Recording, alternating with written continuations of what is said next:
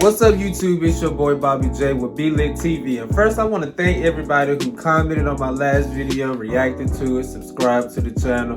If you haven't seen that yet, I suggest you go back and watch it. It's very hilarious. I did my first prank on my grandma about a PPP loan, so that was my first official video. But so now I'm going to do my first video introducing me to you. You know, my first official introduction to YouTube. So I'm going to be telling you a little bit about myself. I'm going to be, pretty much just introducing myself and telling you who I am.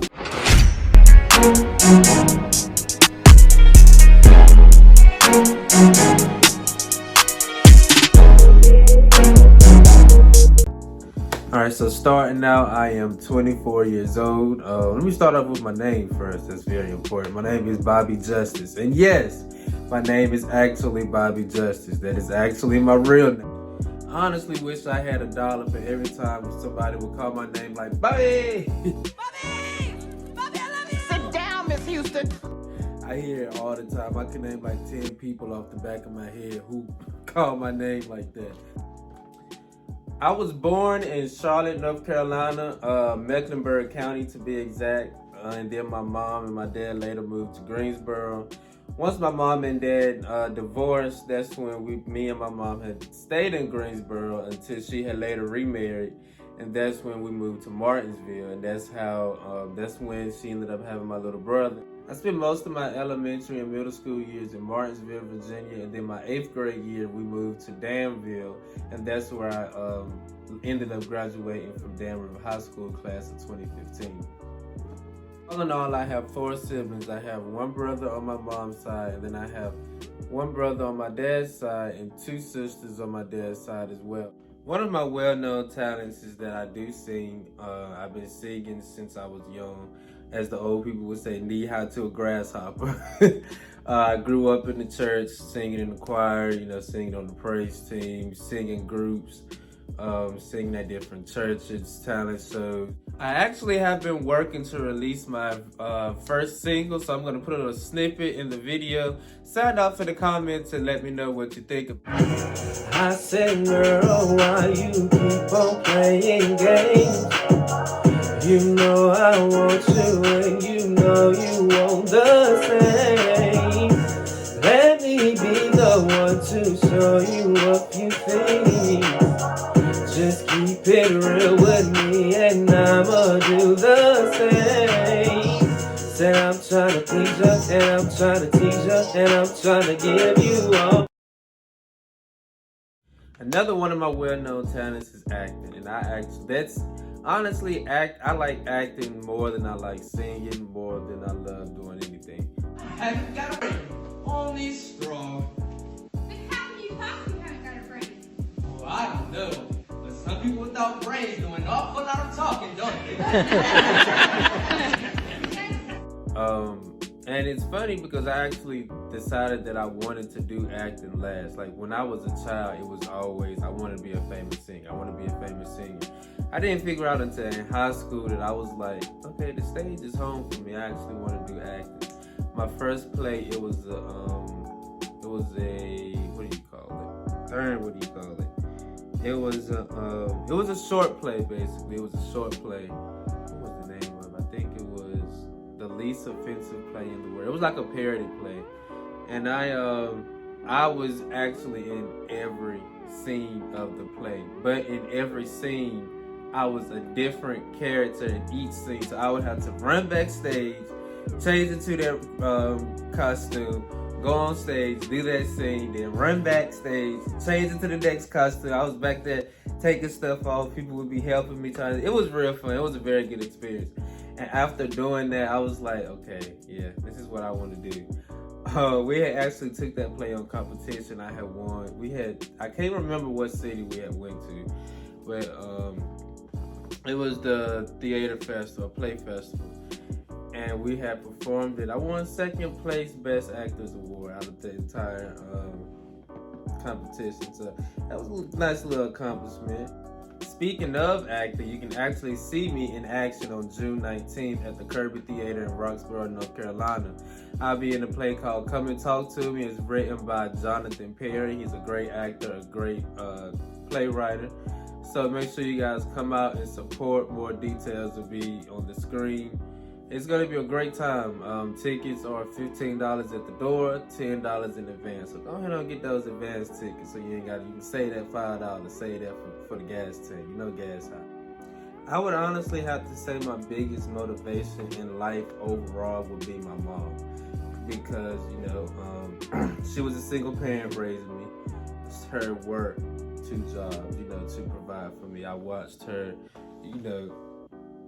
do everything to raise me up until she could not work at all. Like, I literally watched her work until she could not work.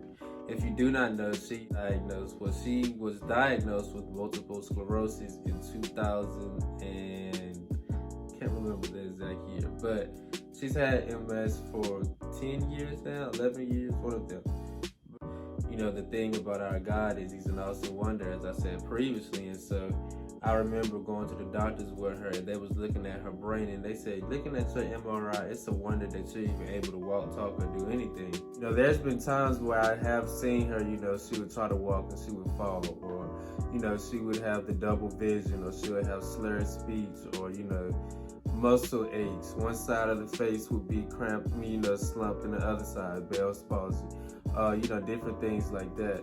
But regardless of all of that, I never seen her give up throughout all of it. So when the doctors had said, looking at your brain, looking at your brain, you're supposed to be a vegetable. That shows what our God can do. Because if you, like I said, if you was to see her, you can't even tell that she has MS. It has its ups and downs. It has its flare-ups where it will affect. But overall, she's always been a fighter, and she always stood tall. So I would say that's why she's my number one motivational person, because I've seen her literally at her lowest and fight her way back up to the top. Watching my mom, work all the way up until she couldn't work, that kind of really helped me know that if you want something in life, you have to go out and go get it. Like I said, she was a single parent up until she had, later remarried after my father, and then that had came to an end. And so I remember me, my mom, my little brother being at a low point to where, we didn't have food. When my mom became disabled, she wasn't able to go to work, and so she had to get on disability. Well, if disability, that takes a long process, so we had a roof over top of our head, but we didn't have food in the house. When it came down to school, I wasn't able to wear the best shoes or the best clothes, and I was young. I was no more than 11, 12, somewhere within that age range. And if you live in Martinsville, I'm sure you're familiar with Swanson's Barbershop. And I would literally go to Swanson's Barbershop and sweep hair for $5, $6. Walk to Family Dollar just to get noodles, or just to get crackers, or, something that can put something in our belly just good enough to make a turd. So I seen her hustle, and so I latched off of that.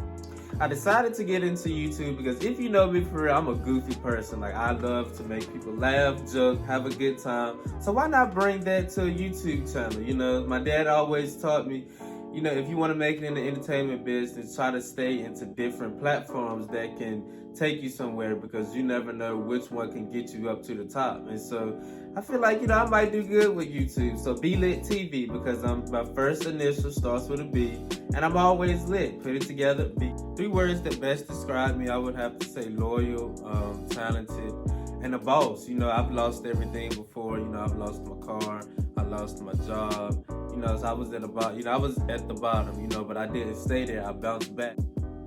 More great advice from my dad I got was, years back, well, actually when I was younger, a long time ago, I had tried to commit suicide. I actually tried to commit suicide twice.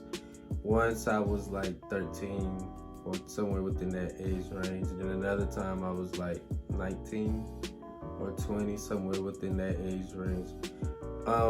I had talked to my dad about it, and he said, with you doing that, you're being selfish because your mom needs you, your family needs you, and you're just passing your burdens on to someone else.